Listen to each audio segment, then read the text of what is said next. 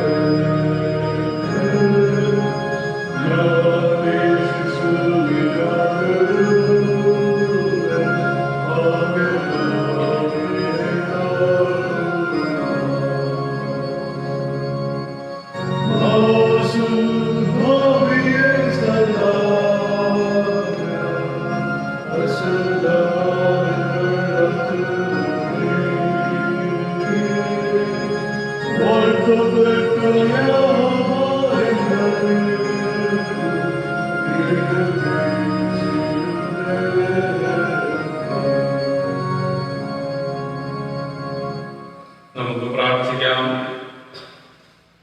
സർവശക്തനായ ദൈവമേ, നിനക്ക് സകല ഹൃദയങ്ങളും തുറന്നിരിക്കുന്നതേ, സകല അറിയപ്പെട്ടവേ, നിങ്ങളുടെ രഹസ്യങ്ങളത് മറവില്ലാത്തതുമാകുന്നല്ലോ. ഞങ്ങൾ നിന്നെ പൂർണ്ണമായി സ്നേഹിപ്പാൻ, നിന്റെ പരിശുദ്ധനാമമായി മഹത്വപ്പെടുത്തുവാൻ, നിന്റെ പരിശുദ്ധാത്മാവിന്റെ വിശ്വാസത്താൽ ഞങ്ങളുടെ ഹൃദയങ്ങളെ ഞങ്ങളുടെ കർത്താവായ യേശുക്രിസ്തു മൂലം വെളിപ്പാക്കണമേ.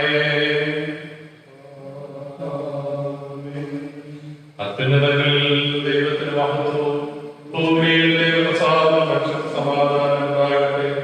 കർത്താവായ ദൈവമേ, സ്വർഗ്ഗീയ രാജാവേ, സർവശക്തനായ ദൈവമേ, ഞങ്ങൾ നിന്നെ സ്തുതിക്കുന്നു, ഞങ്ങൾ നിന്നെ വാഴ്ത്തുന്നു, ഞങ്ങൾ നിന്നെ വന്ദിക്കുന്നു, ഞങ്ങൾ നിന്നെ മഹത്വപ്പെടുത്തുന്നു.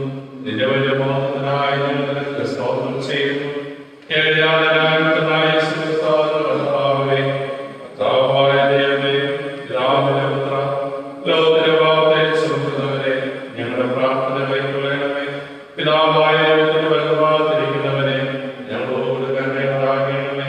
നീ മാത്രമല്ലോ പരിശുദ്ധൻ, നീ മാത്രം കർത്താവ്, മശിഹായ നീ മാത്രം പരിശുദ്ധാത്മാവിനോടുകൂടെ പിതാവായ ദൈവത്തിന്റെ മഹത്വത്തിൽ മഹോന്നതനാകുന്നു.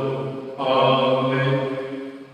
നമ്മുടെ കർത്താവായ പ്രകാരനായ പ്രമാണത്തിന്റെയും പ്രവാചകന്മാരുടെയും ചുരുക്കം നമ്മുടെ കർത്താവായ യേശുക്രിസ്തു അരുളിച്ചത് ഇസ്രായേലേ കേൾക്കാം. നമ്മുടെ ദൈവമായ കർത്താവേ, കർത്താവാകുന്നു. നിന്റെ ദൈവമായ കർത്താവിനെ പൂർണ്ണ ഹൃദയത്തോടും പൂർണ്ണാത്മാവോടും പൂർണ്ണ മനസ്സോടും പൂർണ്ണ ശക്തിയോടും കൂടെ സ്നേഹിക്കേണ്ടതാകുന്നു. ഇതാകുന്നു ഒന്നാമത്തെ കൽപ്പന. രണ്ടാമത്തതിനോട് സമം, അതായത് കൂട്ടുകാരനെ പോലെ തന്നെ സ്നേഹിക്കണം. ഇവയിൽ വലുതായ കൽപ്പനയുമില്ല. ഈ രണ്ട് കൽപ്പനകളിൽ സകലമായ പ്രമാണവും പ്രവാചകന്മാരും അടങ്ങിയിരിക്കുന്നു.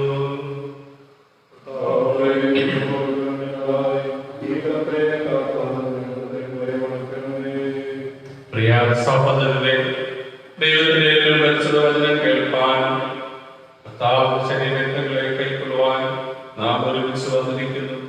അതിനാൽ ബുദ്ധിപരമായ നമ്മെ തന്നെ ശോധന ചെയ്ത് വിശ്വാസത്തോടെ രണ്ടാമത്തേക്ക് സമീപിക്കുന്നതിന് ദൈവകൃപ അന്വേഷിക്കാം.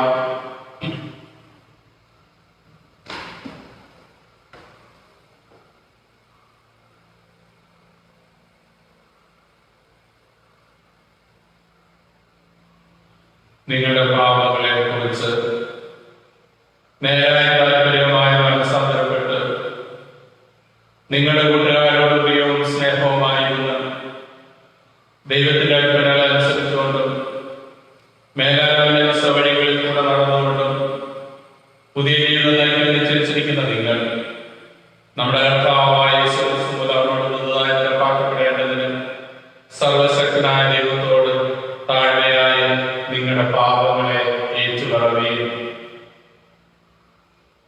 സ്വർഗ്ഗസ്ഥപിതാവേ,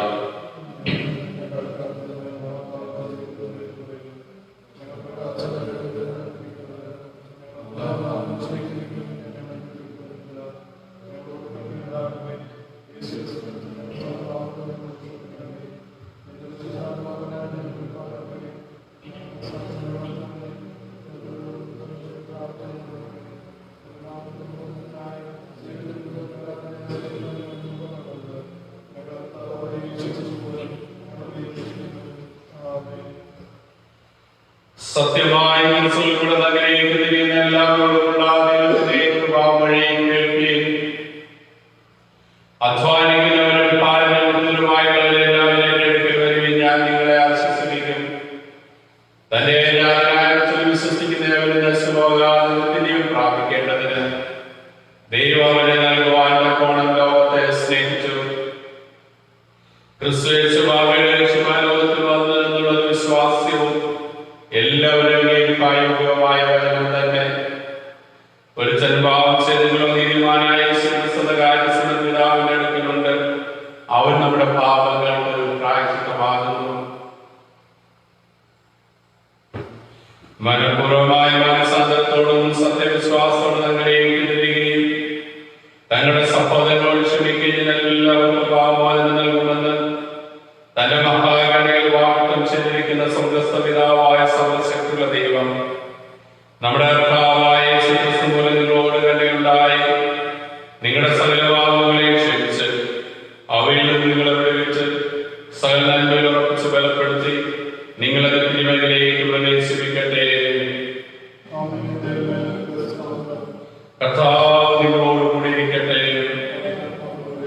നമുക്ക് വീണ്ടും പ്രാർത്ഥിക്കാം. പെന്തക്കോസ്ത് ഞായറാഴ്ചത്തേക്കുള്ള അപേക്ഷ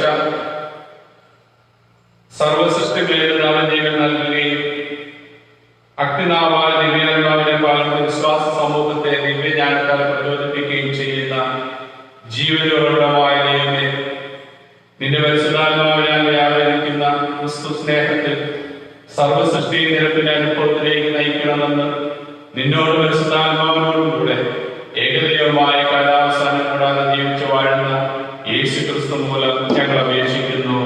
ആമേൻ.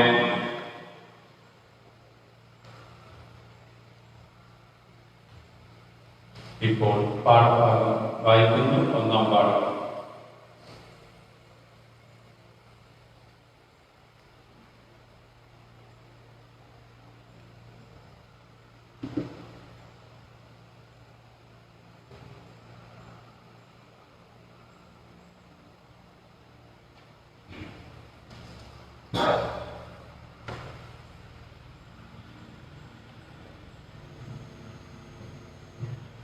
ഈ പെന്തക്കോസ്ത് ഞായറാഴ്ചയിലേക്ക് നിശ്ചയിച്ചിരിക്കുന്ന ഒന്നാം പാഠം യെഹെസ്കേൽ പ്രവാചകന്റെ പുസ്തകം 36-ാം അധ്യായം 24-ാം വാക്യം മുതൽ 36-ാം വാക്യം വരെ.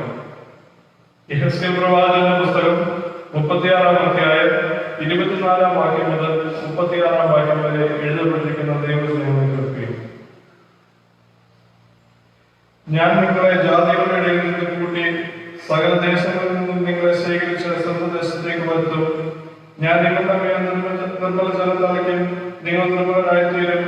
ഞാൻ നിങ്ങളുടെ സകല മലിനതയെയും സകല വിഗ്രഹങ്ങളെയും നീക്കി നിങ്ങളെ നിർമ്മലീകരിക്കും. ഞാൻ നിങ്ങൾക്ക് പുതിയ ഹൃദയം തരും, പുതിയ ആത്മാവിനെ ഞാൻ നിങ്ങളുടെ ഉള്ളിലാക്കും. കള്ളാകളത്തെ ഞാൻ നിങ്ങളുടെ ജലത്തിൽ നിന്ന് നീക്കി മാംസമായുള്ള ഞാൻ നിങ്ങൾക്ക് തരും. ഞാൻ എന്റെ ആത്മാവിനെ നിങ്ങളുടെ ഉള്ളിലാക്കി നിങ്ങളെ എന്റെ ചുറ്റുകൾ നടക്കുമാറാക്കും. നിങ്ങൾ എന്റെ വിലയുടെ പ്രമാണങ്ങൾ അനുഷ്ഠിക്കും. ഞാൻ നിങ്ങളുടെ പിതാക്കന്മാർക്ക് കൊടുത്ത ദേശത്ത് നിങ്ങൾ പാർക്കും. നിങ്ങൾ എനിക്ക് ജനമായും ഞാൻ നിങ്ങളുടെ ദൈവമായിരിക്കും. ഞാൻ നിങ്ങളുടെ സകല മലിനതകളും നീക്കി നിങ്ങളെ രക്ഷിക്കും. ഞാൻ നിങ്ങളുടെ മേൽ ക്ഷാമം വരുത്താതെ ധാന്യം വിളിച്ചു വരുത്തി വർദ്ധിപ്പിക്കും. നിങ്ങൾ ഇനിമേൽ ജാതികളുടെ ക്ഷാമത്തിൽ നിന്ന് അനുഭവിക്കാതിരിക്കേണ്ടതിന് ഞാൻ വൃക്ഷങ്ങളുടെ ഫലവും നിലത്തിന്റെ വിളവും വർദ്ധിപ്പിക്കും. അപ്പോൾ നിങ്ങൾ നിങ്ങളുടെ ദുർമാർഗങ്ങളെയും നന്നല്ലാത്ത പ്രവൃത്തികളെ ഓർത്ത് നിങ്ങളുടെ അകത്തേകൾ നിമിത്തവും മ്ലേച്ഛതകൾ നിമിത്തവും നിങ്ങൾക്ക് നിങ്ങളോട് തന്നെ ഉറപ്പ് തോന്നും. നിങ്ങളുടെ നിമിത്തമല്ല ഞാനിത് ചെയ്യുന്നത് എന്ന് നിങ്ങൾക്ക് ബോധ്യമായിരിക്കട്ടെ. യഹോവയായ കർത്താവ് ചെയ്യുന്നു. ഇസ്രായേൽ ഗൃഹമേ, നിങ്ങളുടെ നടപ്പ് നിമിത്തം ലജ്ജിച്ച് നാണിപ്പയും. യഹോവയായ കർത്താവ് ഇപ്രകാരം ചെയ്യുന്നു. ഞാൻ നിങ്ങളുടെ അകത്യങ്ങളൊക്കെ നീക്കി നിങ്ങളെ നിർമ്മലീകരിക്കുന്ന നാളിൽ നിങ്ങളുടെ പട്ടണങ്ങളിൽ ഞാൻ ആളെ പാർപ്പിക്കും. ശൂന്യസ്ഥലങ്ങളിൽ പണിയും. വഴിപോകുന്ന ഏവരുടെയും കാഴ്ചകൾ ശൂന്യമായി കിടന്നിരുന്ന പ്രദേശത്ത് കൃഷി നടക്കും. ശൂന്യമായി കിടന്നിരുന്ന ദേശം ഏതെങ്കിലും മാറിയായി തീർന്നുവല്ലോ. പാഴും ശൂന്യവുമായി ഇടിഞ്ഞുകിടന്നിരുന്ന പട്ടണങ്ങൾ ഉറപ്പും നിവാസികളുമുള്ളവയായി തീർന്നുവല്ലോ എന്നവർ പറയും. ഇടിഞ്ഞുകിടന്നിരുന്ന പട്ടണങ്ങളെ യഹോവയായ ഞാൻ പണിതു. ശൂന്യപ്രദേശത്ത് നടുതൽ വെച്ചുണ്ടാക്കി എന്ന് നിങ്ങളുടെ ചുറ്റും ശേഷിച്ചിരിക്കുന്ന ജാതികൾ അന്നറിയും. യഹോവയായ ഞാൻ അരുളി ചെയ്യുന്നു, ഞാൻ നിവർത്തിക്കുകയും ചെയ്യും. ഇങ്ങനെയുടെ പഴയ പാഠം അവസാനിക്കുന്നു.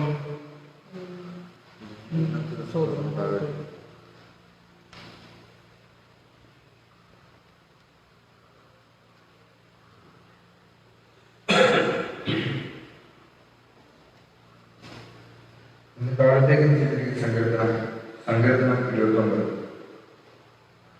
29-ാം സങ്കീർത്തനം നമുക്ക് വാക്കുദൈവത്തെ കേൾക്കുന്നത്.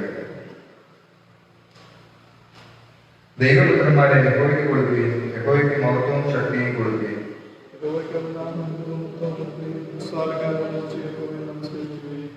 യഹോവയുടെ ശബ്ദം വെള്ളത്തിൽ മീതെ മുഴങ്ങുന്നു. പെരുവെള്ളത്തിൽ മീതെ യഹോവ മഹത്വത്തെ മഹത്വത്തിന്റെ ദൈവം തന്നെ ഇടിമുഴക്കുന്നു.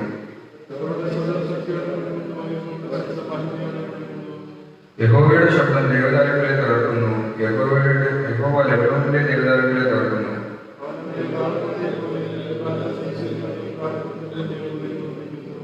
യഹോവയുടെ ശബ്ദം അഗ്നിജ്വാലകളെ ചിരിക്കുന്നു. യഹോവയുടെ ശബ്ദം മാൻകടകളെ പ്രസവിക്കുന്നതാക്കുന്നു. അത് വനങ്ങളെ തോൽപ്പിക്കുന്നു. അവന്റെ മന്ദിരത്തിൽ സകലവും മഹത്വവും എന്ന് ചൊല്ലുന്നു. യഹോവ തന്റെ ജനത്തിന് ശക്തി നൽകുന്നു. യഹോവ തന്റെ ജനത്തിന് സമാധാനം നൽകി അനുഗ്രഹിക്കും. പിതാവിനും പുത്രനും പരിശുദ്ധാത്മാവിനും മാത്രം ഉണ്ടാകട്ടെ.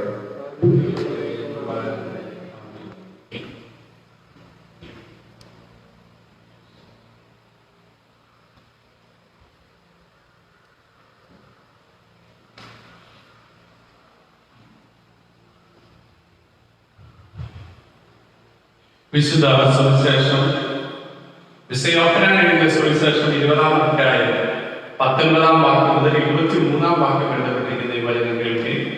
വിശുദ്ധ സുവിശേഷം യോഹന്നാന്റെ സുവിശേഷം 20-ാം അധ്യായം 19-ാം വാക്യം മുതൽ. ആഴ്ചവട്ടത്തിന് 1-ാം നാളായ ദിവസം നേരെ വൈകിയപ്പോൾ ശിഷ്യന്മാർ എഴുന്ന സ്ഥലത്ത് യഹൂദന്മാരെ പേടിച്ച് വാതിലടച്ചിരിക്കെ യേശു വന്ന് നടുവിൽ നിന്നുകൊണ്ട് നിങ്ങൾക്ക് സമാധാനം എന്ന് അവരോട് പറഞ്ഞു. ഇത് പറഞ്ഞിട്ട് അവൻ കൈയില്ലാത്ത അവരെ കാണിച്ചു. കർത്താവിനെ കണ്ടിട്ട് ശിഷ്യന്മാർ സന്തോഷിച്ചു. യേശു പിന്നെ അവരോട് നിങ്ങൾക്ക് സമാധാനം, പിതാവിനെ അയച്ചതുപോലെ ഞാൻ നിങ്ങളെ അയക്കുന്നു എന്ന് പറഞ്ഞു. ഇങ്ങനെ പറഞ്ഞ ശേഷം അവൻ അവരുടെ മേൽ ഊതി അവരോട് പരിശുദ്ധാത്മാവിനെ കൈക്കൊള്ളുകയും ആരുടെ പാപങ്ങൾ നിങ്ങൾ മോചിക്കുന്നുവോ അവർക്ക് മോചിക്കപ്പെട്ടിരിക്കുന്നു, ആരുടെ പാപങ്ങൾ നിർത്തുന്നുവോ അവർക്ക് നിർത്തിയിരിക്കുന്നു എന്ന് പറഞ്ഞു. ഇങ്ങനെ സുവിശേഷ പാഠഭാഗം കഴിഞ്ഞു.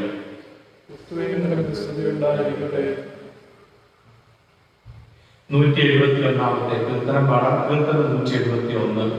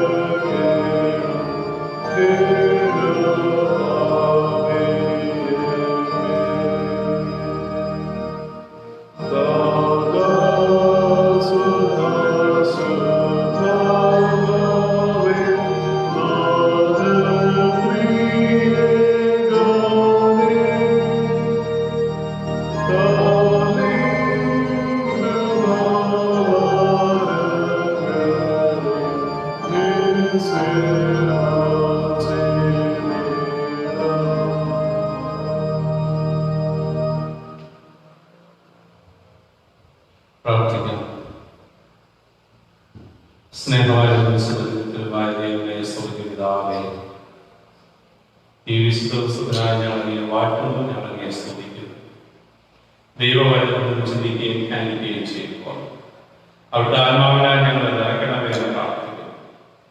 സഭയ്ക്ക് പെന്തിക്കോസ്തിന് അവിടുത്തെ ആത്മാവിനെ അയച്ചതുപോലെ ഇന്ന് ഞങ്ങൾ അങ്ങേ ആരാധിക്കുമ്പോൾ അവിടുത്തെ ആത്മാവിനാൽ നിറയപ്പെട്ടവരായി ഞങ്ങളുടെ ജീവിതങ്ങളെ ക്രമപ്പെടുത്തുവാൻ അവിടുന്ന് സഹായിക്കണം. അടിയുടെ വായിലെ വാക്കുകൾ നിങ്ങളുടെ ഹൃദയത്തിലെത്താൻ അവിടുത്തേക്ക് പ്രസാദകരമായിരിക്കുമാറാകണമേ. ആമേൻ. വീണ്ടും ബന്ധവനായ കർത്താവായ യേശുക്രിസ്തുവിന്റെ നാമത്തിൽ നിങ്ങൾക്ക് എല്ലാവർക്കും സ്നേഹവന്ദനം. ഒരു വിശുദ്ധ ദിവസം കൂടെ ദൈവസന്നിധിയിൽ ഇരുന്ന് ദൈവത്തെ ആരാധിപ്പാൻ, ദൈവവചനത്തിൽ നിന്ന് ചിന്തിപ്പാൻ നമ്മുടെ ആയുസ്സിൽ ഒരു പ്രാവശ്യം കൂടെ ദൈവം അവസരം നൽകി. പ്രത്യേകിച്ച് ഈ നാളുകളിൽ നാം നമ്മുടെ ഭവനങ്ങളിൽ ഇരുന്ന് ദൈവത്തെ ആരാധിക്കുമ്പോൾ ദൈവസാന്നിധ്യം ധാരാളമായി അനുഭവിക്കുവാനും ദൈവകൃപ ധാരാളമായി ലഭിക്കുവാനും നമുക്ക് ഇടയാകും. ഇന്ന് സഭയായി പെന്തക്കോസ്ത് ദിനമായി ആചരിക്കപ്പെടുകയാണ്. പെന്തക്കോസ്ത് എന്ന് പറയുമ്പോൾ സഭയുടെ നിർണായക ദിവസങ്ങളിൽ ഒന്നാണ് പെന്തക്കോസ്ത് ദിനം. ക്രൈസ്തവ സഭയ്ക്ക് പരിശുദ്ധാത്മാവിനെ ലഭിക്കുകയും അതിലുപരിയായി ക്രിസ്തീയ സഭയുടെ ആരംഭം കുറിച്ച ദിനം കൂടെയാണ് ഇന്ന്. പരിശുദ്ധാത്മാവ് നിറഞ്ഞവരായ ശിഷ്യ സമൂഹം ദൈവത്തെ പ്രഘോഷിക്കുന്ന ദിനം കൂടെയായി നാം ഇന്നത്തെ ദിവസത്തെ കാണുന്നു. അപ്പോസ്തലന്മാരുടെ പ്രവർത്തനങ്ങളിൽ നാം കാണുന്നത് പ്രത്യേകിച്ച് കർത്താവായ യേശുക്രിസ്തുവിന്റെ ഉയർപ്പിന് ശേഷം 40 ദിവസം താൻ ശിഷ്യന്മാരോട് കൂടെ ആയിരുന്നു. അതിനുശേഷം സ്വർഗാരോഹണം ചെയ്തു. സ്വർഗാരോഹണം ചെയ്ത കർത്താവ് പറഞ്ഞു, നിങ്ങൾക്ക് ഉയർത്തുന്ന ശക്തി ലഭിക്കുവോളം നിങ്ങൾ യെരൂശലേമിൽ പാർക്കുവാനായി അവരോട് ആവശ്യപ്പെട്ടു. തൽഫലമായി അവർ യെരൂശലേമിലായിരുന്നു. ഈ സാഹചര്യത്തിലാണ് പെന്തക്കോസ്ത് ദിനം അവിടെ ആചരിക്കപ്പെടുന്നത്. പെന്തക്കോസ്ത് എന്ന് പറഞ്ഞാൽ 50-ാം ദിവസം എന്ന ചിന്തയാണ്. ഇതൊരു കാർഷിക പെരുന്നാളായിട്ടാണ് അവിടെ കാണുന്നത്. യഹൂദന്മാരുടെ ഉത്സവങ്ങളിൽ പ്രധാനപ്പെട്ട ഉത്സവങ്ങളിൽ ഒന്നാണ് ഈ പെന്തക്കോസ്ത് ദിനം. ഇവിടെ കൊയ്ത്ത് ഉത്സവം ആയി കാണുന്നതിലുപരിയായി മോശ ഇസ്രായേൽ മക്കളുമായി മരുഭൂ പ്രയാണത്തിൽ 50 ദിവസം കഴിഞ്ഞപ്പോൾ സിനായി മലയിൽ വെച്ച് കൽപ്പന ലഭിച്ചതിന്റെ ഓർമ്മയാണ് അവർ ഈ ദിനത്തെ കരുതുന്നത്. അപ്പോൾ അതുകൊണ്ട് യഹൂദന്മാരുടെ ചിന്തയിൽ പെന്തക്കോസ്ത് ദിനത്തിന് വളരെ പ്രാധാന്യമുണ്ടായിരുന്നു. അതുകൊണ്ടാണ് വിവിധ സ്ഥലങ്ങളിൽ ചിലർ പാർക്കുന്ന എല്ലാവരും ഒന്നിച്ചേരുകയും കൂടി വരികയും ഈ ഉത്സവം ആഘോഷിക്കുവാനായിട്ട് ഇടയായിത്തീരുകയും ചെയ്തത്. എന്നാൽ ഈ സാഹചര്യത്തിലാണ് ശിഷ്യന്മാർ ഒന്നിച്ചുകൂടി വാഴക്കുള്ളിൽ ഒന്നിച്ചുകൂടി പ്രാർത്ഥിക്കുന്ന സമയത്ത് അഗ്നിനാവ് പോലെ പരിശുദ്ധാത്മാവ് അവരുടെ മേൽ ആവസിക്കുകയും അവർ അന്യഭാഷയിൽ സംസാരിക്കുകയും ചെയ്തു. അപ്പോസ്തല പ്രവൃത്തിയിൽ 2-ാം അധ്യായത്തിൽ അതിനെക്കുറിച്ച് വളരെ വ്യക്തമായി വായിക്കും.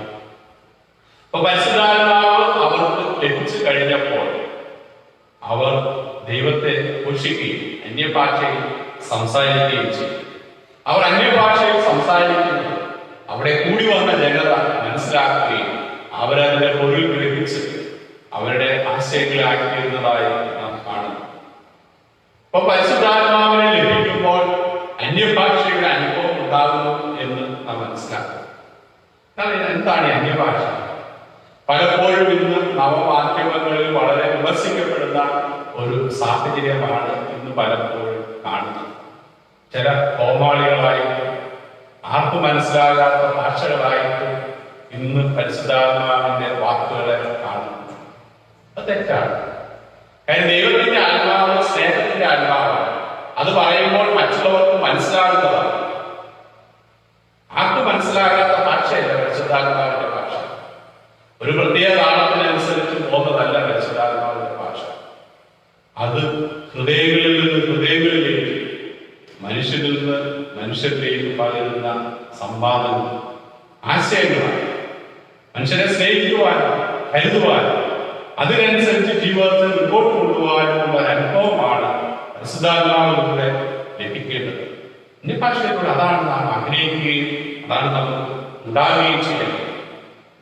ഇവിടെ പരിശുദ്ധാത്മ ദിനമായി അല്ലെങ്കിൽ പെന്തക്കോസ്ത് ദിനമായി നാം ആചരിക്കപ്പെടുന്നത് സഭയുടെ കാഴ്ചപ്പാട് നാം നോക്കുമ്പോൾ പെസഹായ്ക്ക് പിൻവരുന്ന 2-ാം ദിവസം മുതൽ കഴിഞ്ഞുള്ള 50-ാം ദിവസമായിട്ടാണ് ഇതിനെ നാം കാണുന്നത്. സഭ ഉയർപ്പിൽ പിൻവരുന്ന 7-ാം ഞായറാഴ്ച പെന്തക്കോസ്തിനമായി ആചരിക്കുന്നു. അപ്പൊ സഭയെ സംബന്ധിച്ചിടത്തോളം പ്രധാന ദിവസങ്ങളിൽ ഒന്നായി പെന്തക്കോസ്തിനാണ്. പുതിയ ഇസ്രായേലിലെ ഉദയമായി നാം കാണുന്നു. പുറപ്പാട് പുസ്തകം നാം നോക്കുമ്പോൾ അവിടെ ഉന്നതനായ ദൈവം തന്റെ ജനത്തിന്റെ മധ്യ വസിക്കുന്നതിനെ കുറിച്ച് സൂചിപ്പിച്ചിരിക്കുന്നു. അവിടെ കൊടിയ കാലത്തിൽ അഗ്നി നാവിനെ കുറിച്ചൊക്കെ ഉള്ള വാക്കുകളെ നാം അവിടെ കാണുന്നു. അപ്പോൾ യേശു ക്രിസ്തു തന്റെ ആത്മാവിനാൽ പുതിയ ജനങ്ങളോടുകൂടെ തന്റെ ജനങ്ങളോടുകൂടെ വസിക്കുന്ന ഇറങ്ങി വന്ന് തങ്ങളോടുകൂടെ വസിക്കുന്ന ഒരു അനുഭവമാണ് അവിടെ കാണുന്നത്. അപ്പോൾ നമ്മുടെ ഓരോരുത്തരുടെയും ജീവിതത്തിൽ പരിശുദ്ധാത്മാവിനെ കുറിച്ച് ചിന്തിക്കുമ്പോൾ നമ്മോടുകൂടെ ആയിരിക്കുന്ന നമ്മോടുകൂടെ വസിക്കുന്ന ആത്മാവിനെയാണ് പരിശുദ്ധാത്മാവായി നാം മനസ്സിലാക്കേണ്ടത്. കഴിഞ്ഞ ആഴ്ച നമ്മുടെ ചിന്തയിൽ കാര്യസ്ഥനായ പരിശുദ്ധാത്മാവിനെ കുറിച്ച് കൂടെ നിന്ന് സഹായിക്കുന്ന വ്യക്തിയായി നാം ചിന്തിക്കുകയുണ്ടായി. അപ്പോൾ ആ ഒരു ചിന്തയുടെ വെളിച്ചത്തിൽ തന്നെ നമ്മുടെ പരിശുദ്ധാത്മാവിനെ കുറിച്ച് നമുക്ക് ചിന്തിക്കുവാനും മനസ്സിലാക്കുവാനും നമുക്ക് സാധിക്കും. അപ്പോൾ അഗ്നിജ്വാല വളരെ പ്രധാനപ്പെട്ട ഒരു ആശയമാണ്. യഹൂദന്മാരുടെ പാരമ്പര്യം നോക്കുകയാണെങ്കിൽ സീനായി മലയിൽ കാണപ്പെട്ട അഗ്നിജ്വാലയിൽ 70 തീനാളങ്ങൾ ഉണ്ടായിരുന്നതായിട്ടാണ് പറയപ്പെടുന്നത്. അത് ലോകത്തിലെ 70 തരം ജാതികളെ പ്രതിനിധാനം ചെയ്യുന്നു എന്നും സൂചിപ്പിക്കുന്നു. ഇപ്പൊ ലോക ജനതയിൽ എല്ലാവരെയും പ്രതിദാനം ചെയ്യുന്ന എല്ലാവർക്കും ലഭ്യമാകുന്ന ഒരു അനുഭവമാണ് പരിശുദ്ധാത്മദാനം എന്ന് പറയുന്നത്. അപ്പോൾ പരിശുദ്ധാത്മാവിനെ ലഭിക്കുവാൻ ദൈവത്തെ വാസ്തവമായി അറിഞ്ഞ് ജീവിക്കേണ്ടുന്ന ഒരു അനുഭവമാണ്. അല്ലാതെ സഭ മാറി ഓടി നടക്കുന്ന ഒരു കാഴ്ചപ്പാടല്ല പരിശുദ്ധാത്മാവിന്റെ അനുഭവം. നിൽക്കുന്ന ഇടങ്ങളിൽ നിന്നുകൊണ്ട് ദൈവത്തെ അറിയുവാൻ നല്ല വ്യക്തിത്വങ്ങളായി നല്ല മനുഷ്യരായി ജീവിക്കുന്ന സാഹചര്യമാണ്. ആ ഒരു അനുഭവമാണ് പരിശുദ്ധാത്മാവിലൂടെ നമുക്ക് ഉണ്ടാകേണ്ടത്. നമ്മുടെ ഓരോരുത്തരുടെയും ജീവിതത്തിൽ ഈ ഒരു കാഴ്ചപ്പാട്, ഈ ഒരു ദർശനമാണ്. വികലമായ കാഴ്ചപ്പാടുകളല്ല നമുക്ക് വേണ്ടത്. വേദപുസ്തകത്തിന്റെ അടിസ്ഥാനത്തിൽ ദൈവവചനത്തെ കൂടുതൽ അറിയുവാനും ദൈവവചനപ്രകാരം ജീവിതങ്ങളെ ക്രമപ്പെടുത്തുവാനും നമുക്ക് സാധിക്കും. അപ്പൊ നാം നിൽക്കുന്ന സഭയിൽ നിന്നുകൊണ്ട് ദൈവത്തിന്റെ ആത്മാവിനെ പ്രാപിച്ചുകൊണ്ട് ക്രൈസ്തവ ജീവിതം നല്ല രീതിയിൽ മുൻപോട്ട് കൊണ്ടുപോകുവാൻ നമുക്ക് സാധിക്കും. നമുക്കതിന് സാധിച്ചില്ല എങ്കിൽ പരിശുദ്ധാത്മാവ് നമ്മിലില്ല. മറ്റുള്ളവരെ കരുതുവാൻ, മറ്റുള്ളവരെ സ്നേഹിക്കുവാൻ, മറ്റുള്ളവർക്ക് വേണ്ടി ജീവിക്കുവാൻ നമുക്ക് സാധിക്കുന്നില്ല എങ്കിൽ പരിശുദ്ധാത്മാവിന്റെ പ്രവർത്തനത്തിലല്ല നാം ആയിരിക്കുന്നത് എന്ന് നാം മനസ്സിലാക്കും. ഇവിടെ പരിശുദ്ധാത്മാവിനെ കുറിച്ച് ചിന്തിക്കുമ്പോൾ അഗ്നി, കാറ്റ് എന്നിവ ശുദ്ധീകരണത്തിന്റെയും ശക്തിയുടെ അടയാളമായിട്ട് നാം കാണും. നമുക്കൊരു ശുദ്ധീകരണം ആവശ്യമാണ്. കുറവുകളും കുറ്റങ്ങളും ബലഹീനതകളും സംഭവിച്ചിട്ടുണ്ടെങ്കിൽ അത് ഏറ്റുപറഞ്ഞുകൊണ്ട് പുതിയ കാഴ്ചപ്പാടോടുകൂടി പുതിയ ദർശനത്തോടുകൂടി ജീവിതത്തെ മുൻപോട്ട് കൊണ്ടുപോകുവാൻ നമുക്ക് സാധിക്കണം. പരിശുദ്ധാത്മാവിന്റെ പ്രവർത്തനങ്ങൾ പെന്തക്കോസ്ത് ഹൃദയങ്ങളെ കുറിച്ച് ചുരുക്കം ചില ചിന്തകൾ മാത്രം പെട്ടെന്ന് പറഞ്ഞു പോകുവാൻ ഞാൻ ആഗ്രഹിക്കുന്നു. ഒന്ന്, യേശുവിന്റെ ഉയർപ്പിനെ പ്രഖ്യാപിച്ച ദിനമാണ് പെന്തക്കോസ്ത്. അതുവരെയും യഹൂദ ജനതയുടെ മധ്യേ ശിഷ്യന്മാർ ഭയത്തിലായിരുന്നു എന്ന് നാം മനസ്സിലാക്കുന്നു. ഇന്ന് പാഠഭാഗമായി വായിച്ച യോഹന്നാന്റെ സുവിശേഷം 20-ാം അധ്യായം 19 മുതലുള്ള വാക്യങ്ങളാണ് സുവിശേഷ പാഠഭാഗമായിട്ട് വായിച്ചു കേട്ടത്. അവരെ യഹൂദന്മാരെ ഭയപ്പെട്ട് മുറിയിൽ ഭയത്തോടുകൂടി ഇരിക്കുന്ന സാഹചര്യത്തിലാണ് യേശു കടന്നു വന്ന് അവരുടെ നടുവിൽ നിന്നുകൊണ്ട് നിങ്ങൾക്ക് സമാധാനം എന്ന് പറയുന്നത്. അപ്പൊ യഹൂദന്മാർ കർത്താവിന്റെ മരണത്തിന് ശേഷം ശിഷ്യന്മാർ ഭയത്തിലായിരുന്നു എന്ന് വളരെ വ്യക്തമായിട്ട് അവിടെ നാം കാണുന്നു. എന്നാൽ പരിശുദ്ധാത്മാവിനെ ലഭിച്ചു കഴിഞ്ഞപ്പോൾ അവർ ശക്തിയോടുകൂടി കർത്താവായ യേശു ക്രിസ്തുവിനെ പ്രഘോഷിക്കുവാൻ, സുവിശേഷീകരിക്കുവാൻ അവർക്ക് സാധിച്ചു. അവിടെ വളരെ വ്യക്തമായിട്ട് നാം കാണുന്നുണ്ട്. അവർ ക്രിസ്തുവിന്റെ സാക്ഷികളായി മുൻപോട്ട് പോകുവാൻ, അതുപോലെ യേശുവിനെ കർത്താവായി അംഗീകരിക്കുവാൻ അവർക്ക് സാധിക്കും. Jesus is our lord. യേശു കർത്താവ്. നമ്മുടെ ഓരോരുത്തരുടെയും ജീവിതത്തിൽ പരിശുദ്ധാത്മാവിനെ ലഭിച്ച് ജീവിക്കുന്ന ക്രൈസ്തവ സമൂഹം ക്രിസ്തുവിനെ കർത്താവായി അംഗീകരിച്ചുകൊണ്ട് ജീവിക്കുവാൻ നമുക്ക് സാധിക്കുന്നു. നമ്മുടെ ഓരോരുത്തരുടെയും ജീവിതത്തിൽ ആ ഒരു സാഹചര്യമുണ്ടാണ്. പരിശുദ്ധാത്മാവ് നമ്മിൽ ഉണ്ടെങ്കിൽ മാത്രമേ ഈ ക്രിസ്തുവിനെ രക്ഷകനായി ദൈവത്തെ ഉൾക്കൊള്ളുവാനായി നമുക്ക് സാധിക്കത്തുള്ളൂ. ക്രിസ്തുവിനെ കർത്താവായി അംഗീകരിച്ചുകൊണ്ട് മുൻപോട്ട് പോകുവാൻ നമുക്ക് സാധിക്കും. ഉയർത്ത കർത്താവ്, ജീവിക്കുന്ന കർത്താവ് വീണ്ടും വരും. ആ വരവിന് വേണ്ടി ഒരുങ്ങിയിരിക്കുവാൻ നമുക്ക് സാധിക്കും. പിന്നീട് നാം കാണുന്നത് ദൈവവാഗ്ദത്തത്തിന്റെ നിവൃത്തിയാണ് പരിശുദ്ധാത്മാവ്. അന്ത്യകാലത്ത് സകല ജനത്തിന്മേൽ എന്റെ ആത്മാവിനെ പകരും. അപ്പൊ ദൈവത്തിന്റെ ആത്മാവിനെ എല്ലാവരുടെ മേലും പകരപ്പെടുന്ന ഒരു അനുഭവമായിട്ട് അതിനെ നാം കാണുന്നു. അപ്പോൾ പരിശുദ്ധാത്മാവ് അവർക്ക് ലഭിച്ചു കഴിഞ്ഞപ്പോൾ അവരുടെ ജീവിതത്തിൽ ഉണ്ടായിരുന്ന ഭയം മാറി. അവർ കൂട്ടായ്മയുടെ അനുഭവത്തിലേക്ക് അവർ പ്രവേശിച്ചു. യേശുവിന്റെ സാക്ഷികളായി തീരുവാൻ അവർക്ക് സാധിച്ചു. മറ്റുള്ളവരെ കരുതുന്നവരായി തീരുവാൻ അവർക്ക് സാധിച്ചു. നമ്മുടെ ഓരോരുത്തരുടെയും ജീവിത അനുഭവങ്ങളിൽ, ജീവിത സാഹചര്യങ്ങളിൽ ഈ ഒരു കാഴ്ചപ്പാടുണ്ടാകും. പരിശുദ്ധാത്മാവിന്റെ അഭിഷേകം നാം പ്രാപിച്ച് മറ്റുള്ളവരെ കരുതുവാൻ, ക്രിസ്തുവിന്റെ സാക്ഷികളായി നിലനിൽക്കുവാൻ നമുക്ക് സാധിക്കണം. പ്രത്യേകിച്ചും ഇന്ന് ലോക സമൂഹവും ലോക ജനതയും നാം ആയിരിക്കുന്ന രാജ്യവും നമ്മുടെ സംസ്ഥാനവും കോവിഡ് രോഗഭീതിയിലായിരിക്കും. നാം എല്ലാവരും പ്രാർത്ഥിക്കുന്നു, ദൈവം സൗഖ്യം നൽകുന്നു. എന്നിരുന്നാൽ തന്നെയും രോഗവ്യാപനത്തിന്റെ തോതുകൾ ഈ നാളിൽ വളരെ കൂടിക്കൊണ്ടിരിക്കും. ഭയം മാറും. നമ്മുടെ ജീവിതത്തിൽ ദൈവം മുൻപാകെ ഒരു പുതിയ ദർശനത്തോടും പുതിയ അവബോധത്തോടും പുതിയ കാഴ്ചപ്പാടോടും കൂടി മുൻപോട്ട് പോകുവാൻ നമുക്ക് സാധിക്കണം. രോഗം വരുന്ന സാഹചര്യങ്ങളിൽ മാറി നിൽക്കുവാനായിട്ട് നമുക്ക് സാധിക്കും. ഗവൺമെന്റ് പറയുന്ന നിർദ്ദേശങ്ങൾ പാലിക്കുവാൻ നമുക്ക് സാധിക്കണം. പലപ്പോഴും ഒരാവശ്യവുമില്ലാതെ ഇറങ്ങി നടക്കുന്ന പലരെയും നാം കാണുന്നുണ്ട് സമൂഹത്തിൽ. അത് തെറ്റാണ്. നമ്മുടെ ഉത്തരവാദിത്വങ്ങളിൽ നിന്ന് മാറിപ്പോകുവാൻ നമുക്ക് സാധിക്കില്ല. പരിശുദ്ധാത്മാവിന്റെ പ്രവർത്തനത്തെ കുറിച്ച് ചിന്തിക്കുമ്പോൾ ഈ ഒരു കാഴ്ചപ്പാടുകളെല്ലാം നാം ചിന്തിക്കണം. കാരണം ഒരു സമൂഹത്തിൽ നാം ജീവിക്കുമ്പോൾ സമൂഹത്തിൽ നമുക്കുള്ള ഉത്തരവാദിത്വങ്ങളുണ്ട്. സമൂഹത്തിൽ നമ്മുടേതായ ചില കടമകളുണ്ട്, നമ്മുടെ പ്രവർത്തന ശൈലികൾ. അതിനെ നാം മനസ്സിലാക്കി ജീവിക്കുവാനായിട്ട് നമുക്ക് സാധിക്കണം.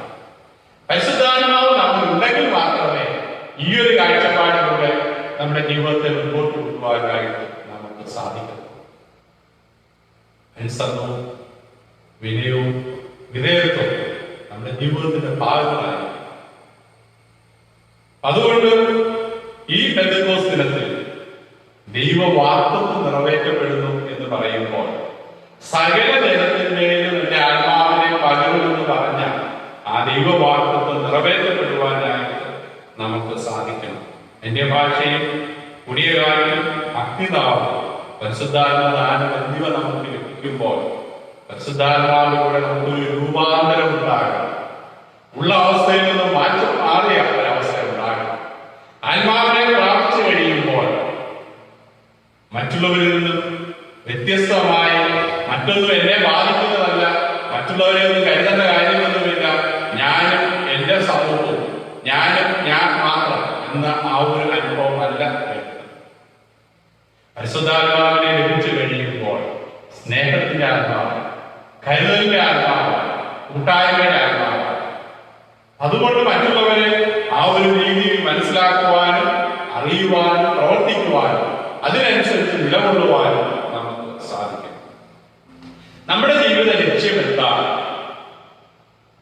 ലോകത്തിലെല്ലാവരും ക്രിസ്തുവിന്റെ സാക്ഷികളായിരിക്കുവാനായിട്ടാണ് ആവശ്യപ്പെടുന്നത്. പരിശുദ്ധാത്മാവിലൂടെ നമുക്ക് ലഭിക്കുന്ന കാഴ്ചപ്പാട് അത് തന്നെയാണ്. ഭൂലോകത്തിന്റെ അറ്റത്തോളം എന്റെ സാക്ഷികളാണ്. നാം ഓരോരുത്തരും ക്രിസ്തുവിന്റെ പ്രതിരൂപങ്ങളാണ്. മറ്റുള്ളവർക്ക് ക്രിസ്തുവിനെ കാണിച്ചു കൊടുക്കുന്ന മാതൃകയാണ് പരമായ ജീവിതം നയിക്കുവാൻ പരിശുദ്ധാത്മാവിലൂടെ നമുക്ക് സാധിക്കും. ബലഹീനതയിലൂടെ ദൈവത്തിന്റെ പ്രവർത്തനത്തെ കാണുന്ന അനുഭവമാണ് പരിശുദ്ധാത്മാവിലൂടെ പെന്തക്കോസ്തിനത്തിൽ നാം കാണുന്നത്. ശിഷ്യ സമൂഹത്തെ കുറിച്ച് നാം കാണുമ്പോൾ അവർ വിദ്യാഭ്യാസപരമായി വളരെ പിന്നോക്കത്തിലായിരുന്നു. തൊഴിൽ മേഖലയിലാണെങ്കിലും വൈറ്റ് കോളർ ജോലിയല്ലായിരുന്നു. പക്ഷെ എന്നാൽ ബലഹീനരായ ആളെ ദൈവമെടുത്ത് ഉപയോഗിച്ചു. അപ്പൊ നമ്മുടെ ഓരോരുത്തരുടെയും ജീവിതത്തിൽ നാം ചിന്തിക്കുമ്പോൾ എനിക്ക് കഴിവില്ല, എനിക്കൊന്നും സാധിക്കുകയില്ല എന്ന് ചിന്തിക്കുന്നതല്ല. നമ്മെ കൊണ്ട് ദൈവത്തിന് ആവശ്യമുണ്ട്, നമ്മെ കൊണ്ട് ദൈവത്തിന് ഒരു ഉദ്ദേശമുണ്ട്. അതുകൊണ്ട് ആ ഒരു ചിന്തയോടുകൂടി നമ്മുടെ ജീവിത മേഖലകളിൽ, ജീവിത സാഹചര്യങ്ങളിൽ ഉള്ളതുകൊണ്ട് സംതൃപ്തപരമായി കർത്താവിന് വേണ്ടി ശുശ്രൂഷ ചെയ്യുവാൻ, ലോകത്തിന് സാക്ഷികളായി കർത്താവിനെ മറ്റുള്ളവർ ക്രിസ്തുവിന്റെ പ്രതിരൂപമായി മറ്റുള്ളവരുടെ മുൻപാകെ ആയിരിക്കുവാൻ നമുക്ക് സാധിക്കും. അപ്പൊ നമ്മുടെ ഓരോരുത്തരുടെയും ജീവിതത്തിൽ ഈ ഒരു ദർശനം ഉണ്ടാകും. ഇതില്ലാതെ വരുമ്പോഴാണ്, പരിശുദ്ധാത്മാവിന്റെ പ്രവർത്തനം ഇല്ലാതെ വരുമ്പോഴാണ് സഭയിലും സമൂഹത്തിലും ഭവനത്തിലും ഭിന്നതകളും കലഹങ്ങളും ഉണ്ടാകും. ദൈവസ്നേഹം നഷ്ടപ്പെടുമ്പോൾ അല്ലെങ്കിൽ സ്നേഹം നഷ്ടപ്പെടുമ്പോൾ അവിടെയാണ് കലഹവും ഭിന്നതയും സ്പർദ്ധയും വിദ്വേഷവും ഉണ്ടാകുന്നത്. അതുകൊണ്ട് പരിശുദ്ധാത്മാ അഭിഷേകം പ്രാപിച്ച സ്നേഹത്തിന്റെ ആത്മാവിൽ ജീവിക്കുവാൻ നമുക്ക് സാധിക്കണം. ഇത് നാം നമ്മുടെ ഭവനങ്ങളിൽ നിന്നുകൊണ്ട് ദൈവത്തെ ആരാധിക്കുമ്പോൾ ഈ പെന്തക്കോസ്ത് ദിനം നമ്മുടെ ജീവിതത്തിൽ രൂപാന്തരത്തിന്റെ ദിനമായി തീരേണ്ടിയിരിക്കും. പരിശുദ്ധാത്മാവിനെ വാസ്തവമായി സ്വീകരിച്ചുകൊണ്ട് ദൈവാത്മകമായി ദൈവത്തിന് വേണ്ടി ജീവിക്കുവാനും പ്രവർത്തിക്കുവാനും നമുക്ക് സാധിക്കണം. പുതിയ വ്യക്തികളായി നാം രൂപാന്തരപ്പെടണം. ലോകത്തിൽ വെളിച്ചമായി മറ്റുള്ളവർക്ക് പാതയ്ക്ക് പ്രകാശമായി തീരുവാൻ നമുക്ക് സാധിക്കണം. ദൈവത്തിന്റെ ആത്മാവ് നമ്മിൽ കനിക്കുമ്പോൾ നാം ദൈവത്തിന്റെ പ്രതിരൂപമായി തീരും. മറ്റുള്ളവർ നമ്മിലൂടെ ദൈവത്തെ കണ്ടെത്തുവാൻ, ദൈവത്തെ അറിയുവാൻ, ദൈവത്തെ മനസ്സിലാക്കുവാൻ സാധിക്കണം. അതിനായിട്ട് നമ്മുടെ ജീവിതങ്ങളെ നമുക്ക് ക്രമപ്പെടുത്താം. അതിനായി ദൈവം നമ്മെ ഓരോരുത്തരെയും സഹായിക്കുമാറാകട്ടെ. ഈ വചനങ്ങളാൽ ദൈവം നമ്മെ ധാരാളമായിട്ട് അനുഗ്രഹിക്കട്ടെ. ആമേൻ.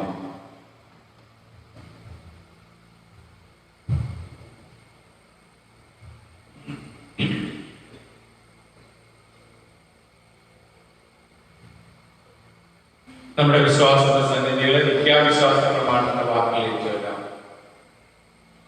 സർവശക്തിയുള്ള പിതാവായ ആകാശത്തെയും ഭൂമിയെയും കാണപ്പെടുന്നവയും കാണപ്പെടാത്തതുമായുള്ള സകലത്തിനുമായ ദൈവത്തിന്റെ ഏകാന്തനായ കർത്താവായ യേശുക്രിസ്തുവിനെ വിശ്വസിക്കുന്നു. ആ സർവ്വലോകത്തിന്റെ പിതാവിന്റെയും ദൈവത്തിന്റെ ദൈവപ്രകാശം സത്യത്തിന്റെ സത്യദൈവം ജനിക്കപ്പെട്ടവരുണ്ടാക്കപ്പെട്ടവരല്ല, പിതാവിനുള്ളവൻ അവനാൻ സ്ഥലമുണ്ടായി മനുഷ്യരായ നൽകി സച്ചിദാത്മാവിനാൽ മനുഷ്യനായി പദ്യോസ് നമുക്ക് വേണ്ടി ക്രൂശിക്കപ്പെട്ടു, കഷ്ടപ്പെട്ടു, അടക്കപ്പെട്ടു, ദൈവത്തിന്റെ പ്രകാരം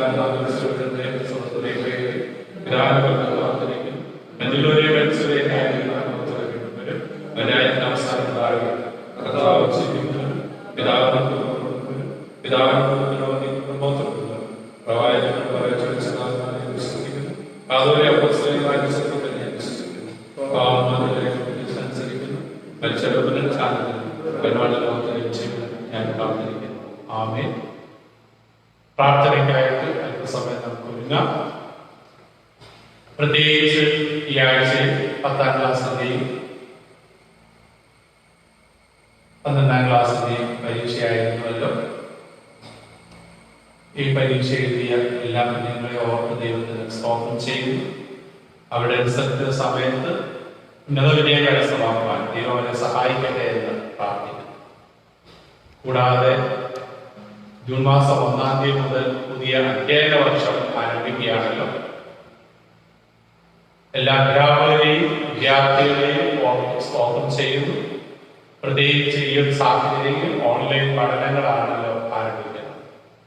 ആദ്യമായി വിദ്യാഭ്യാസത്തിനായി തയ്യാറാകുന്ന എല്ലാ കുഞ്ഞുങ്ങളെ ഓർത്ത് ദൈവത്തിന് സ്തോത്രം ചെയ്യുന്നു.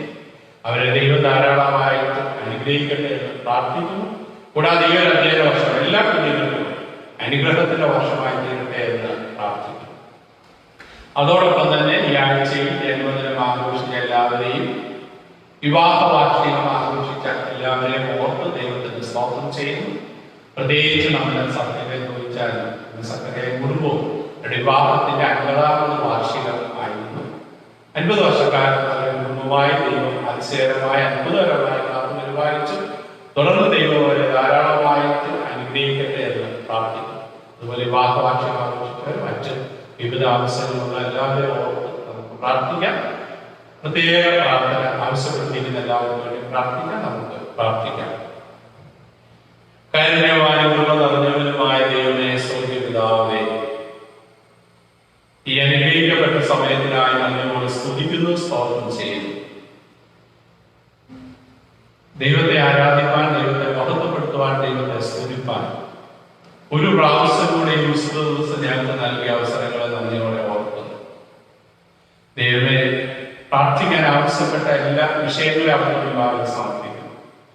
പ്രത്യേകിച്ച് പരീക്ഷ എഴുതിയ ദിവസത്തിനായി കാത്തിരിക്കുന്ന എല്ലാ കുഞ്ഞുങ്ങളെ ഓർത്ത് സ്തോത്രം ചെയ്യുന്നു.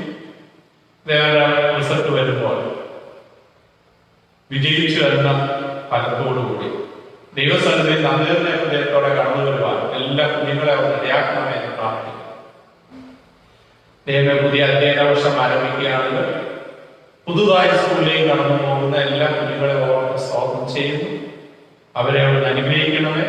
അവരുടെ വിദ്യാഭ്യാസ കാലഘട്ടം അനുഗ്രഹത്തിന്റെ മുഖാന്തരമായി തീരുകയും അവരുടെ ഭാവിയായ നിങ്ങൾ ദൈവോത്പാദന നന്മയായി തീരുവാനോട് ഇടയാക്കണമെന്ന് പ്രാർത്ഥിക്കുന്നു.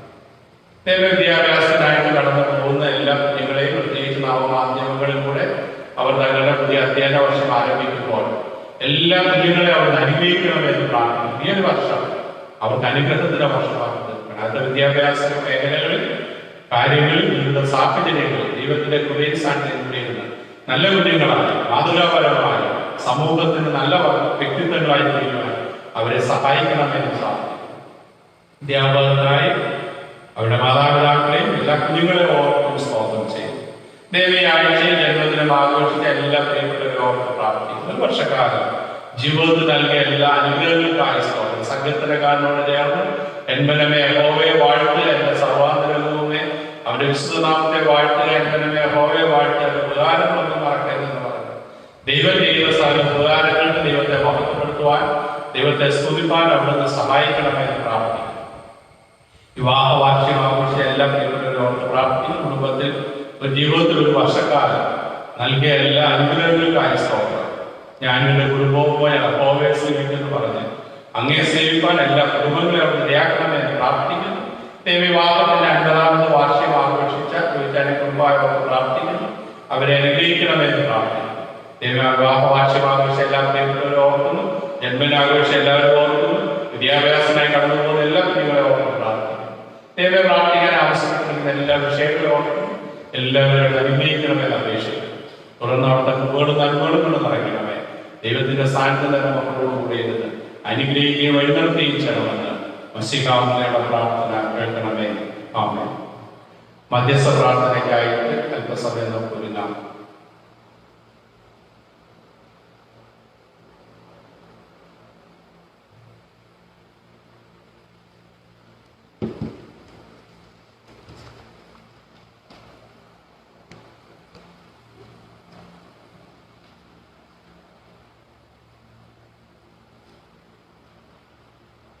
സമയം മധ്യസ്ഥ പ്രാർത്ഥനയ്ക്കായി നമുക്ക് സമയത്തെ നിർമ്മിക്കാം. പ്രത്യേകിച്ച് നാമത്തെ ദൈവത്തിന്റെ മുമ്പിൽ ദിനത്തിൽ നാം കേട്ട വചനത്തിന് മുമ്പിൽ നമുക്ക് തന്നെ തന്നെ വിജയപ്പെടുത്താം. ലോകത്തിന് നന്ദി വരുത്തുന്ന, ലോകത്തോട് കൂടിയിരിക്കുന്ന ദൈവത്തിന്റെ പരിശുദ്ധാത്മാവിനാണ് നാം ഇപ്പോൾ അഭിമുഖീകരിക്കുന്ന ഈ മഹാമഹാവ്യാധിയെ നമുക്ക് അതിജീവിക്കുവാൻ ദൈവം കൂടുതൽ നൽകേണ്ടതായിട്ട് നമുക്ക് പ്രാർത്ഥിക്കാം. നമ്മെ ഏൽപ്പിച്ചിരിക്കുന്ന ഉത്തരവാദിത്വം ശ്രദ്ധയോടുകൂടെ നിർവഹിക്കാൻ രാഷ്ട്രവും സമൂഹവും നമ്മളുടെ മുമ്പിലേക്ക് ഉന്നയിക്കുന്ന നിബന്ധനകൾ, നിർദ്ദേശങ്ങൾ ഉള്ളതിനോടുകൂടെ അതനുസരിപ്പാൻ അപ്രകാരം ജീവിപ്പാൻ നമുക്ക് ഇടവരുത്തേണ്ടതായിട്ട് പ്രാർത്ഥിക്കാം. ഈ മഹാമാരിയാൽ ഭാരപ്പെടുന്ന എല്ലാ പ്രിയപ്പെട്ടവരെയും നമുക്ക് ഈ സമയം നമ്മുടെ ദൈവസന്നിധിയിലേക്ക് വെച്ചുകൊണ്ട് പ്രാർത്ഥിക്കാം.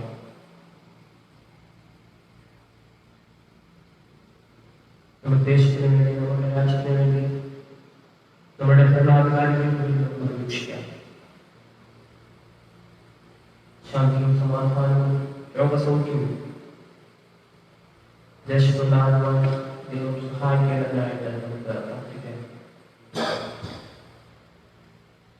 നമ്മുടെ ചെറുപ്പലുമായിട്ടുള്ള എല്ലാ ആവശ്യങ്ങളെയും തിരുസന്നിധിയിൽ വെച്ചുകൊണ്ട് നമുക്ക് അല്പസമയം മൗനമായിട്ട് പ്രാർത്ഥിക്കാം.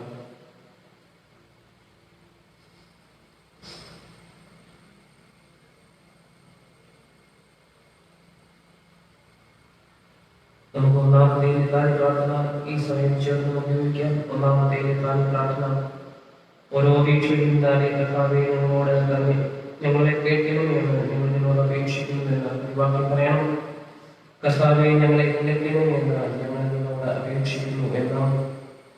സകല മനുഷ്യർക്ക് വേണ്ടി പ്രാർത്ഥനകളും യാചനകളും സ്തോത്രങ്ങളും അർപ്പിക്കണമെന്നും ഞങ്ങളെ ഉപദേശിച്ചിരിക്കുന്ന സർവശക്തനായ ദൈവമേ, ഞങ്ങൾ പ്രാർത്ഥിക്കുമ്പോൾ കേൾക്കണമെന്നും സത്യത്തിന്റെയും മഹിമയുടെയും ഐക്യത്തിന്റെയും ആത്മാവുകൊണ്ട് ലോകമെങ്ങുള്ള സഭയെ ഇടവിടാതെ ഉദ്യോഗിപ്പാൻ നിനക്ക് ഇഷ്ടമുണ്ടാകണമേ.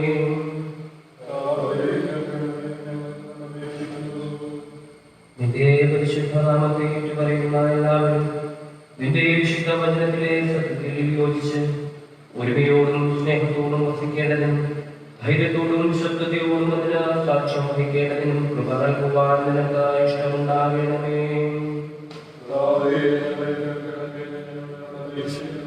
സകല ജാതികളെയും നീതിയോടും സമാധാനത്തിന്റെയും മാർഗത്തിൽ നയിപ്പാൻ നിനക്ക് ഇഷ്ടമുണ്ടാകണമേ.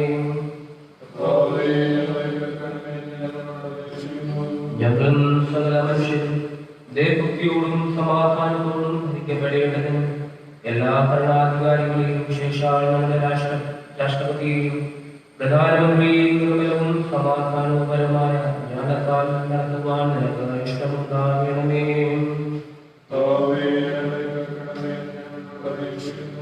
സകല വിശുദ്ധന്മാരും പ്രസിദ്ധന്മാരും യോഗ്യന്മാരും വിശേഷാൽ ഞങ്ങളുടെ മോഹേറ്റും ഉത്തരേന്ത്യ സഭയുടെ മോഹേറ്റും മർത്തോബാ സഭയുടെ മത്രാപോലത്തിൽ ഞങ്ങളുടെ ബിഷപ്പും തങ്ങളുടെ നടന്നുകൊണ്ടും ഉപദേശം കൊണ്ടും നിന്റെ സത്യവും ജീവനുമുള്ള വചനത്തെ പ്രസിദ്ധപ്പെടുത്തുവാനും നിന്റെ വിശുദ്ധ സാക്രമന്റുകളെ ശരിയായും ക്രമമായും ആചരിക്കാനും അവർക്ക് കൃപ നൽകുവാൻ നിനക്ക് ഇഷ്ടമുണ്ടാകണമേ.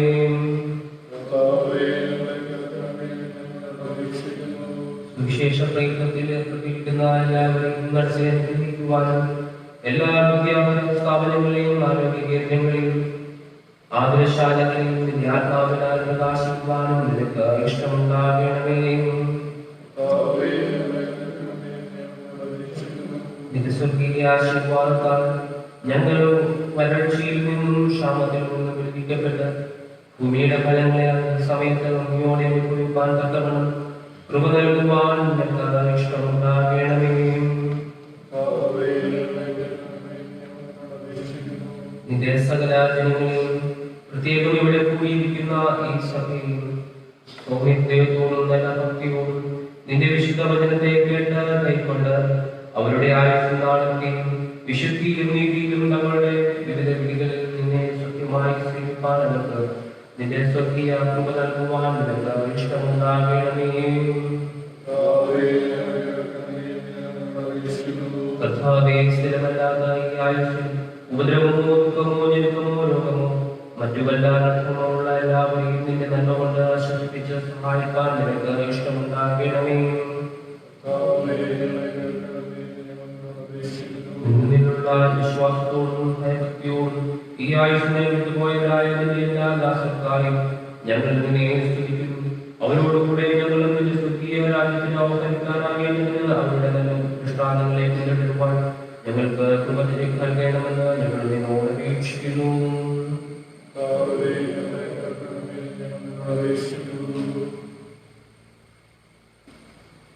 നമുക്ക് ഇന്ന് പ്രാർത്ഥിക്കാം. സർവശക്തനായ കർത്താവേ, നിന്റെ ആത്മാവ് ശരീരമാവുന്ന സ്തുതിയിൽ മുഴുവനും ധരിച്ച് ശുദ്ധീകരിക്കുന്നുവല്ലോ. നിന്റെ വിശുദ്ധ സഭയിലെ എല്ലാ വിധത്തിലുമുള്ള ജനങ്ങൾക്ക് വേണ്ടി ഞങ്ങൾ കഴിക്കുന്ന അപേക്ഷകളെയും പ്രാർത്ഥനകളെയും നീക്കണം. അതിനാലുള്ള ഓരോരുത്തരും അവരുടെ വിളിയിലും ശുശ്രൂഷയിലും നിന്നെ സത്യത്തോടും ഭക്തിയോടും സേവിക്കേണ്ടതിന് ഞങ്ങളുടെ കർത്താവും രക്ഷിതാവുമായ യേശുക്രിസ്തു മൂലം കൃപ അരുളണമേ.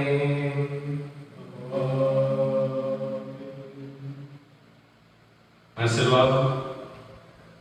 സകലവൃത്തിയെയും കവിയുന്ന ദൈവസമാധാനം ദൈവത്തിന്റെ കർത്താവായ യേശുക്രിസ്തുവിനെയും കുറിച്ചുള്ള അവന്റെ സ്നേഹത്തിലും നിങ്ങളുടെ ഹൃദയങ്ങളെ മനസ്സുകളെയും കാണട്ടെ. പിതാവും പരിശുദ്ധാത്മാവുമായുള്ള സർവശക്തനായ ദൈവത്തിന്റെ അനുഗ്രഹം നിങ്ങളുടെ ഇടയിൽ ഉണ്ടായി എല്ലായ്പ്പോഴും നിങ്ങളോടും ഇരിക്കട്ടെ.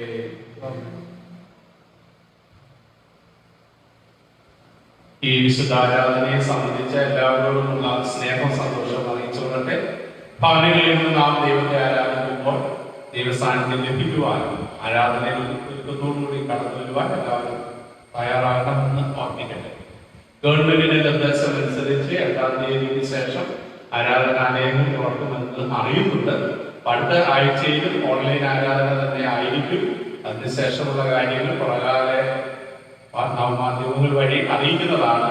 അതിനനുസരിച്ച് എല്ലാവരും തയ്യാറാകണമെന്നും പ്രാർത്ഥനയോടുകൂടി കടന്നു വരണമെന്നും പ്രത്യേകിച്ച് ഓർമ്മിക്കുന്ന ഈ വിഷയങ്ങളെല്ലാം ഓർത്ത് പ്രത്യേകം പ്രാർത്ഥിക്കണമേ എന്ന് ആവശ്യപ്പെടുകയും ചെയ്യുന്നു. എല്ലാവരോടുമുള്ള സ്നേഹം സന്തോഷം അറിയിക്കുന്നു. ദൈവം നിങ്ങളെ ധാരാളമായിട്ട് അനുഗ്രഹിക്കട്ടെ.